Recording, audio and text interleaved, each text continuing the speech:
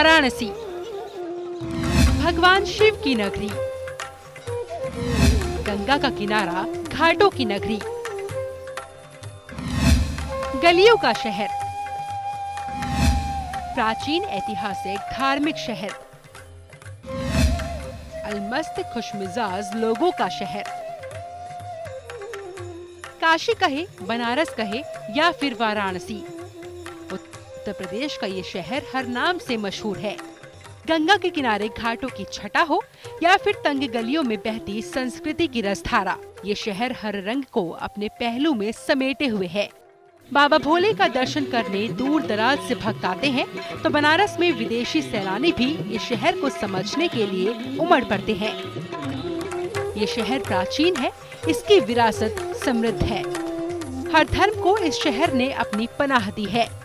ये शहर हजारों सालों से भारत का, खासकर उत्तर भारत का सांस्कृतिक और धार्मिक केंद्र रहा है। हिंदुस्तानी शास्त्रीय संगीत का बनारस घराना वाराणसी में ही जन्मा और विकसित हुआ। इस शहर ने कबीर को दिया, संत रविदास को दिया, उपन्यास सम्राट प्रेमचंद को भी दिया। इसी शहर ने शहनाई को भी नई पहचान दी, उस्ताद बिस्मिल्लाह खान को दिया। कभी तुलसीदास ने रामचरितमानस यही लिखा और गौतम बुद्ध ने अपना पहला प्रवचन काशी के पास सारनाथ में दिया था। अब वही बनारस राजनीति का सबसे बड़ा अखाड़ा बन गया है। 16वीं लोकसभा में वाराणसी की सीट देश की सबसे बड़ी सीट बन गई है। बनारस की सीट पर अब देश ही नहीं बल्कि दुनिया की भी नजरें टिकी हुई है। वाराणसी के दंगल में जिनकी टक्कर होने वाली है, उन पर सभी की निगाहें टिकी हुई है। अचानक खास से बेहद खास हो गई है वाराणसी की सीट। वाराणसी में राजनीतिक सरगर्मी चरम पर है। किसी की साख दांव पर है तो कोई शाख काटने के इरादे से वाराणसी से मैदान में है। कौन बनेगा बनारस का सिरमौर और किसकी होगी काशी में जय जय, इसका फैसला 16 मई को होगा। लेकिन बनारस में चल रही इस सियासी आंधी के पीछे कोई बड़ी वजह तो जरूर है। GI news bureau. नमस्कार, मैं हूं पूजा मिश्रा और आप देख रहे हैं हमारी खास पेशकश काशी की रस्साकशी।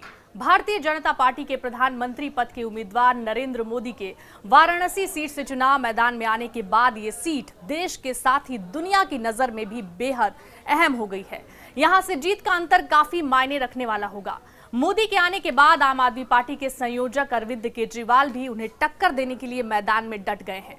अभी कांग्रेस ने अपने पत्ते हालांकि नहीं खोले हैं, लेकिन दिग्विजय सिंह इस सीट से उतरने का इरादा जता चुके हैं। पिछली बार मुरली मनोहर जोशी को बाहुबली मुख्तार अंसारी ने जबरदस्त टक्कर दी थी। अब वाराणसी में चुनावी बिसात बिछ चुकी है और हर दल के नेता अपनी जीत की दावेदारी पेश कर रहे हैं। कौन किसको कितनी टक्कर दे सकता है, इसी पर हम चर्चा करेंगे इस खास प्रोग्राम में। आपको बता दें कि हमारे साथ दो खास मेहमान भी इस वक्त जुड़ चुके हैं स्टूडियो में। सबसे पहले हम आपसे उनका परिचय करा दें। हमारे साथ जुड़ रही हैं जानी मानी वरिष्ठ पत्रकार सरोज नेगी जी। बहुत बहुत स्वागत है सरोज जी आपका। और साथ ही साथ हमारे साथ प्रवीण कुमार बीजेपी नेता जुड़ रहे हैं। प्रवीण जी आपका भी बहुत बहुत स्वागत है। सबसे पहले सरोज जी आपके पास आना चाहेंगे। वाराणसी की सीट अब हॉट सीट बन गई है। देश ही नहीं बल्कि दुनिया की निगाहें इस सीट पर पड़ गई है। सबसे पहला मेरा सवाल ये है कि कितना दमदार होने वाला है मुकाबला यहाँ पर? मेरे ख्याल से दमदार चाहे जितना भी और इंटरेस्टिंग बहुत हो गया, बहुत ही रोचक मुकाबला होगा। क्योंकि यदि प्रधानमंत्री के पद के उम्मीदवार बीजेपी की तरफ से खड़े हैं तो वहीं से उनको टक्कर देने के लिए आम आदमी के कन्वीनर जो हैं अरविंद केजरीवाल वो खड़े हो गए हैं। कांग्रेस ने जैसा आपने कहा अपना पत्ता अभी खोला नहीं है और बाहुबली मुख्तार अंसारी भी वहाँ हैं। और पिछली बार पर ये देखने लायक बात है कि पिछले कुछ सालों से ये सीट बीजेपी के खाते में जाती रही है। मेरे ख्याल से लास्ट टाइम 2004 में कांग्रेस जीती थी और उसके 20 साल पहले कांग्रेस जीती थी। बीच का जो दौर है वो बीजेपी के खाते में गया है वाराणसी की सीट। तो इसीलिए कहा जा रहा है ये सीट नरेंद्र मोदी के लिए ना केवल सेफ है बल्कि बहुत मायने इसलिए भी रखता है क्योंकि ये काशी विश्वनाथ की नगरी है। तो इसलिए ये स्लोगन भी वहाँ आ रहा है, ये नारा भी आ रहा है कि सोमनाथ से विश्वनाथ वाला।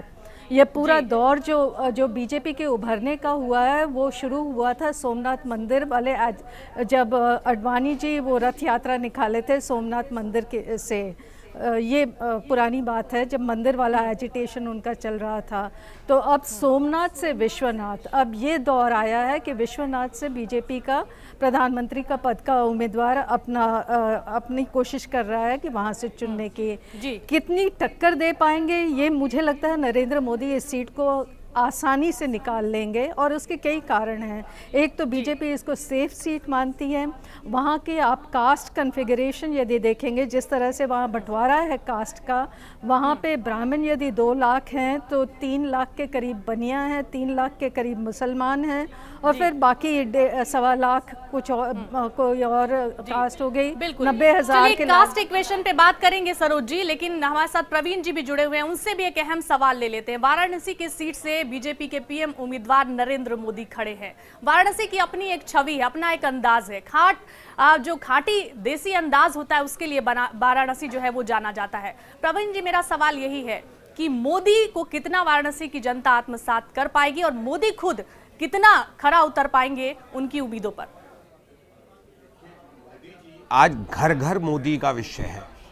मोदी जी कोई भी कॉन्स्टिट्यूंसी हो, आप किसी भी चुनाव में देखें, जब किसी भी पार्टी का प्रधानमंत्री या मुख्यमंत्री पद का उम्मीदवार उस शहर, उस नगर, उस डगर तक पहुंचता है तो जनता निश्चित तौर पे बहुत अपेक्षाएं रखती है और हाथों हाथ लेती है। वही स्थिति है बनारस में। पिछले कुछ चुनावों का नतीजा कुछ भी रहा हो, कुछ बाहुबली लोग भी वहाँ महत्वपूर्ण रहे हो, मगर इस चुनाव में वाराणसी में सब कुछ नगण्य है। माननीय मोदी जी हर व्यक्ति की पसंद है, जात पात धर्म सब अंतरों से ऊपर।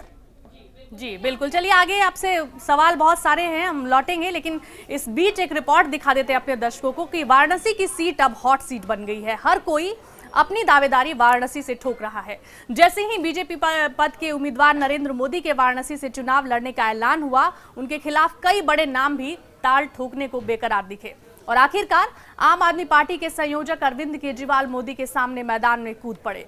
क्यों है ये सीट इतनी खास और कौन किसे कितना दे सकता है टक्कर, इस रिपोर्ट में पहले आपको दिखाते हैं। वाराणसी में घमासान, वाराणसी बनी हॉट सीट। राजनीतिक दलों में मची होड़, मोदी के सामने चुनाव लड़ने की होड़। आखिर कैसे खास से बेहद खास हो गया वाराणसी? नरेंद्र मोदी के वाराणसी से मैदान में उतरते ही पार्टियों में होड़ मच गई। जैसा कि उम्मीद जताई जा रही थी उसके मुताबिक ही आम आदमी पार्टी के संयोजक अरविंद केजरीवाल ने मोदी के सामने ताल ठोक दिया। वाराणसी सीट से कांग्रेस ने अभी तक अपना उम्मीदवार तो तय नहीं किया, लेकिन कांग्रेस के वरिष्ठ नेता दिग्विजय सिंह ने मोदी के खिलाफ उतरने की अपनी ख्वाहिश जताई है। लिहाजा माना जा रहा है कि दिग्विजय मोदी के सामने चुनौती खड़ा कर सकते हैं। पिछली बार वाराणसी से ही हार का मुंह देखने वाले मुख्तार अंसारी कौमी एकता दल के टिकट पर मोदी को टक्कर देने के लिए उतरेंगे। अब समझने की कोशिश करते हैं बनारस का राजनीतिक गणित। वाराणसी लोकसभा सीट, कुल वोटर 16,09,460, पुरुष 9,02,969, महिला 7,06,410, युवा वोटर करीब 60,000।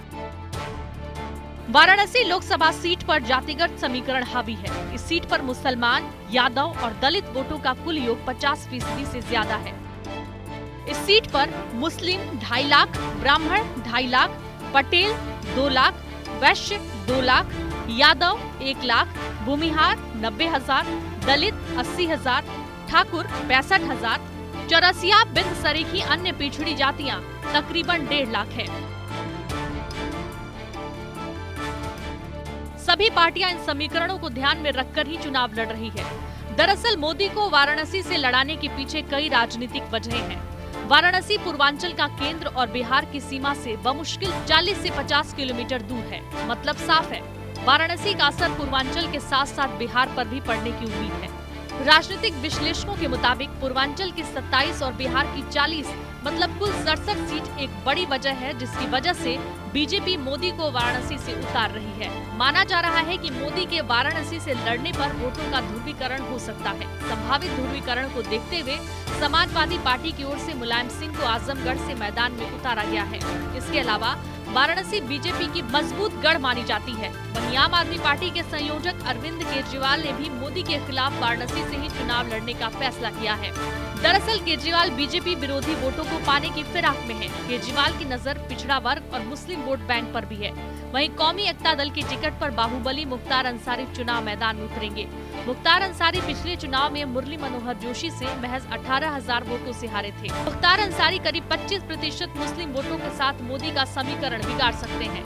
वहीं सीट से दिग्विजय सिंह भी चुनाव लड़ने का मन बना रहे हैं। अगर ऐसा होता है तो मुस्लिम वोटों के साथ साथ बीजेपी विरोधी वोटर भी दिग्विजय से जुड़ सकते हैं। कुल मिलाकर वाराणसी की लड़ाई काफी दिलचस्प होने जा रही है और वाराणसी के लोगों के हाथ में है कि वो किसे अपना जनमत देते हैं। जिया न्यूज़ ब्यूरो। और हमारे साथ हमारे खास मेहमान लगातार बने हुए हैं। सरोज जी के पास चलेंगे। सरोज जी, अब पहली बार बीजेपी ने एक पिछड़ी जाति के उम्मीदवार को अपना प्रधानमंत्री का कैंडिडेट बनाया है। नरेंद्र मोदी को वाराणसी सीट से उतारा गया। वाराणसी को कहा जाता है कि उत्तर प्रदेश और बिहार का लाइन ऑफ कंट्रोल है। क्या बड़ी वजह यही रही कि नरेंद्र मोदी को यहाँ से बीजेपी ने उम्मीदवार बनाया? नहीं, मेरे ख्याल से नरेंद्र मोदी का जो पूरा कैंपेन अभी तक चल रहा था वो डेवलपमेंट और गवर्नेंस को लेकर चल रहा था। हालांकि हिंदुत्व और मोदी एक साथ जुड़े हुए हैं, पर उन्होंने इस बात पे कभी जोर नहीं दिया है। लेकिन ये आम जनता के जहन में बैठ गया है कि मोदी और हिंदुत्व एक ही चीज़ है। तो यदि वो वाराणसी से चुनाव लड़ते हैं तो जैसा कहा जाता है, एक तो ध्रुवीकरण की बहुत बड़ी वजह हो जाएगी चुनाव में। दूसरा, अपर कास्ट वोट जो बीजेपी की तरफ जाता है वो आएगा। तीसरा, यदि पोलराइजेशन होता है तो वो बढ़ जाएगा, चाहे वो कौमी एकता दल वाले मुख्तार अंसारी की तरफ जाए या आम आदमी की पार्टी की तरफ से जाए, और एंटी बीजेपी वोट भी बढ़ता जाएगा। तो उस माहौल में जो बन रही है, जो स्थिति बन रही है, उसमें मोदी के लिए आसान हो जाएगा। और आपको याद तौर पर सरोज जी, मुकाबला माना जाए नरेंद्र मोदी और अरविंद केजरीवाल के बीच ही, क्योंकि अभी तक कांग्रेस ने अपने पत्ते नहीं खोले और कांग्रेस ने ये जरूर हालांकि यहाँ पर कहा है कि बनारस से हम कोई कमजोर उम्मीदवार नहीं उतारने जा रहे हैं, मजबूत उम्मीदवार ही उतारेंगे। लेकिन अभी तक कोई मजबूत उम्मीदवार क्या नहीं मिल पा रहा है, या फिर दिग्विजय सिंह को ही बाद में उतारा जाएगा? ख्याल से कांग्रेस में दुविधा है कि किसको उतारें। हालांकि दिग्विजय सिंह के आने से वो ध्रुवीकरण और भी ज़्यादा जिसको कहते हैं ना, बहुत ज़्यादा स्पष्ट हो जाएगा। एक तरफ मोदी और दूसरी तरफ दिग्विजय, और दिग्विजय हरदम मोदी को आड़े हाथ लेते रहे हैं। दूसरी चीज़, दिग्विजय के आने से अपर कास्ट वोट थोड़ा बहुत बटेगा, क्योंकि वो एक राजपूत है, राजपूत पॉलिटिक्स प्ले करेंगे। लेकिन कांग्रेस की जो 10 साल की एंटी इनकम्बेंसी है, उसको भी कांग्रेस को भुगतना पड़ेगा, उसको भी चुकाना पड़ेगा उसका जो खामियां रही हैं पॉलिटिक्स में यूपीए की तरफ से। तो मेरे ख्याल से ये लेकिन आपसे ये सवाल जानना चाहेंगे, अरविंद केजरीवाल कितनी बड़ी चुनौती है यहाँ पर? क्योंकि दिल्ली में खेल बिगाड़ा था अरविंद केजरीवाल ने, ये सबने देखा। यहाँ पर कितनी बड़ी चुनौती अरविंद केजरीवाल की तरफ से? भविष्यवाणी तो मैं यहाँ करने बैठा नहीं हूँ, मगर अरविंद केजरीवाल जी को राजनीति क्या होती है वो बनारस का नतीजा आने के बाद 16 मई को बखूबी समझ आएगा। मैं बिल्कुल ये नहीं कहूँगा कि हम अरविंद केजरीवाल को उस सीट पर एक प्रत्याशी नहीं मानेंगे, मगर मैं ये ज़रूर कहूँगा कि अरविंद केजरीवाल को राजनीति की सच्चाइयाँ, राजनीतिक समीकरणों की सच्चाइयाँ बनारस समझा देगा।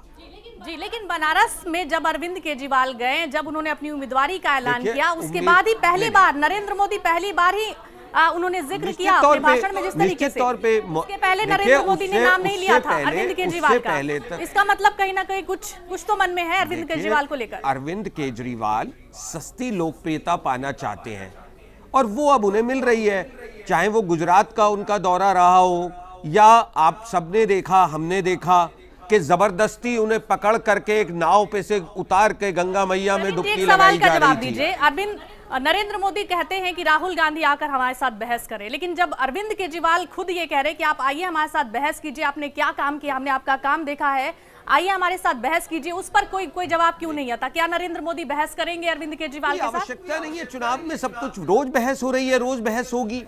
अरविंद केजरीवाल अपनी बात कहते हैं, नरेंद्र मोदी जी अपने जवाब दे देते हैं किसी ना किसी मंच से, तो ऐसा कोई विषय ही नहीं है। देखिए अरविंद केजरीवाल जी, आपको समझना होगा कि अरविंद केजरीवाल ने राजनीति की शुरुआत की थी भ्रष्टाचार के मुद्दे को लेकर के। अगर वो भ्रष्टाचार के मुद्दे पे राजनीति कर रहे होते तो देखिए, एक मिनट मुझे मेरी बात कह लेने दीजिए।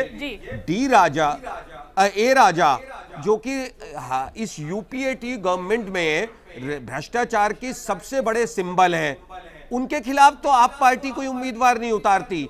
और कहीं ना कहीं राजनीति में सस्ती लोकप्रियता पाने के लिए अरविंद केजरीवाल सीधे बनारस पहुंच जाते हैं और बनारस पहुंच के एक रैली करते हैं, जिस रैली में उनके साथ दिल्ली से गए हुए 2-2.5 हजार आदमी होते हैं, स्थानीय स्तर पे मुश्किल से 200-250 आदमी होते हैं। वहां हाथ उठवाए जाते हैं और कहते हैं अब मैं प्रत्याशी हो गया बनारस का। ये कौन सी राजनीति अरविंद केजरीवाल कर रहे हैं?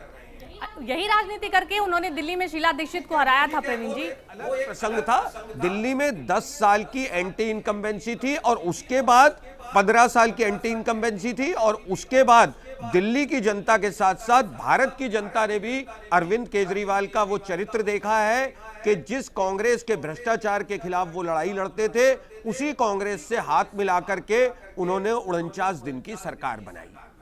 चलिए अब ये चर्चा आगे भी हम जारी रखेंगे। एक छोटे से ब्रेक के लिए यहाँ पर रुक रहे हैं, ब्रेक के बाद फौरन हाजिर होंगे, आप कहीं जाइएगा नहीं।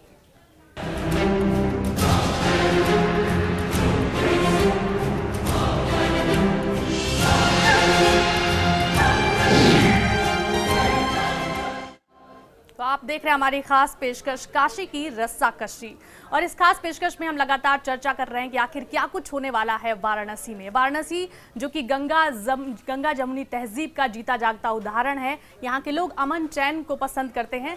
संगीता जी के पास चलेंगे। संगीता जी, क्या लगता है जो वाराणसी के लोग हैं वो किस तरीके से वोट देंगे? क्या वो सांप्रदायिक यहाँ पर ध्रुवीकरण होगा या फिर विकास के नाम पर ही यहाँ वोट पड़ेंगे? सरोज जी, आपसे ये सवाल है। हाँ, अच्छा, इसमें जब एक वोटर वोट देने जाता है वो कई चीज़ों को देखता है, ध्रुवीकरण भी होगा और डेवलपमेंट कौन दे पाएगा वो भी होगा। लेकिन हम लोग ये पूरी जो चर्चा कर रहे हैं उसमें एक पार्टी को तो हम लोग बिल्कुल भूल ही गए हैं, वो बीएसपी। क्योंकि वहाँ पे यदि 1 लाख के करीब दलित वोट हैं तो वो भी तो वोट जाएंगे किसी की तरफ, और बीएसपी का कैंडिडेट भी वहाँ आएगा। पिछली बार यदि आपको याद होगा, मुख्तार अंसारी जब जीते थे वो बीएसपी के कैंडिडेट थे, तब जीते थे। अभी वो दूसरी पार्टी की तरफ से लड़ रहे हैं। तो ये चीज़ जब एक मोदी का है, उन्होंने ये कोशिश की है कि हिंदुत्व भी उनके साथ रहे, अपर कास्ट भी उनके साथ रहे, डेवलपमेंट प्लान भी उनके साथ रहे, गवर्नेंस वाला मुद्दा भी उनके साथ बड़ा रहे। सवाल यहाँ पर मुस्लिम मतदाता को लेकर है। हाँ। कि मुस्लिम मतदाता किधर जाएगा वाराणसी का? मेरे ख्याल से मुस्लिम मतदाता तो बीजेपी के साथ बिल्कुल नहीं जाएगा। और वहाँ जो बीजेपी के लिए पॉजिटिव चीज़ जो लग रही है वो ये है कि मुस्लिम मतदाता बंट जाएगा बाकी पार्टियों के बीच, और उससे मोदी को फिर फ़ायदा होगा। क्योंकि मुझे नहीं लगता कोई भी मुसलमान अभी मोदी को वोट देगा। उसकी छवि इतनी कट्टर बनी हुई है कि चाहे वो जितना भी डेवलपमेंट के बारे में बात करे, वो लोग गुजरात नहीं भूलते। सरोज जी जो सवाल उठा रही है, सवाल यही है कि जो वहाँ का मुस्लिम मतदाता है वो यही कहता है कि गुजरात में विकास की बातें बहुत होती है, लेकिन हमें विकास हमने ना देखा ना हम जानते हैं कि विकास क्या हुआ क्या नहीं हुआ। लेकिन हाँ, गुजरात में दंगे हुए थे, ये हमें याद है। और क्या आपको लगता है कि बीजेपी के लिए ये जो है ये खबर अच्छी नहीं है? देखिए, बहुत बड़ा भ्रम है कि मुस्लिम मतदाताओं को लेकर के निश्चित तौर पे मैं कभी ये नहीं कहना चाहूँगा कि मुस्लिम मतदाताओं में बीजेपी के प्रति भी कोई बहुत ज़बरदस्त रुझान है, मगर अब मुस्लिम मतदाता में नफ़रत कम है। सिर्फ मुस्लिम मतदाता की नफ़रत के नाम पर 2 वर्ग बीजेपी के खिलाफ रोटी सेकते हैं। एक कुछ राजनीतिक पार्टियां हैं और कुछ पत्रकार भी अपनी एक कहानी चलाते हैं कि भाई मुस्लिम मतदाता हमें वोट नहीं देंगे। मैं बात कह लूं, गुजरात में आपने देखा होगा लोग गुजरात के दंगों को लेकर के ही परेशान रहते हैं। मगर गुजरात में जितनी सीटें हैं, यहाँ तक के नगर निगम चुनावों में गुजरात के ऐसे ऐसे निकाय हैं जहां मुस्लिम मतदाता 80% हैं और वहां भी बीजेपी के उम्मीदवार जीते हैं अभी हाल ही में। लेकिन लोग ये भी सवाल पूछ रहे हैं कि अगर इतना ही भरोसा है तो फिर 2 जगह से क्यों चुनाव लड़ रहे हैं? और देखिए 2 जगह से चुनाव लड़ने की जहां तक बात नहीं, आप एक बात समझ ले, 2 जगह से चुनाव नरेंद्र मोदी जी इसलिए नहीं लड़ रहे हैं कि कोई असुरक्षा की भावना हो। क्या इंदिरा गांधी जी ने रायबरेली और चिकमगलूर से 2 जगह से चुनाव लड़ा था? क्या इंदिरा गांधी जी को हार का खतरा था? स्वयं सोनिया गांधी जी ने 2 जगह से चुनाव लड़ा है, अमेठी से और एक और जगह कर्नाटक में। तो क्या ये सब होता आया है? ऐसे पॉपुलर राजनेता, ऐसे पॉपुलर लालू यादव जी 2 जगह से क्यों लड़ते हैं? एक नारा काफी सुनने को मिल रहा है कि 2 पकौड़ी 1 समोसा, परदेसी का क्या भरोसा। यहाँ पर लोगों के सामने ये बड़ी बात है। ऐसा कुछ नहीं होने जा रहा।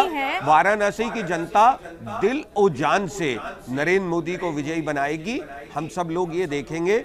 ये चर्चाएं करना आवश्यक है, जैसी चर्चा हम इस वक्त कर रहे हैं। सरोज जी, मुख्तार अंसारी कितनी बड़ी चुनौती हो सकते हैं? बड़ी चुनौती थे, इस बार तो नहीं हो पाएंगे और कांग्रेस ये कोशिश कर रही है और बाकी पार्टीज भी कोशिश कर रही हैं कि मुख्तार अंसारी खुद भी शायद हट जाएं।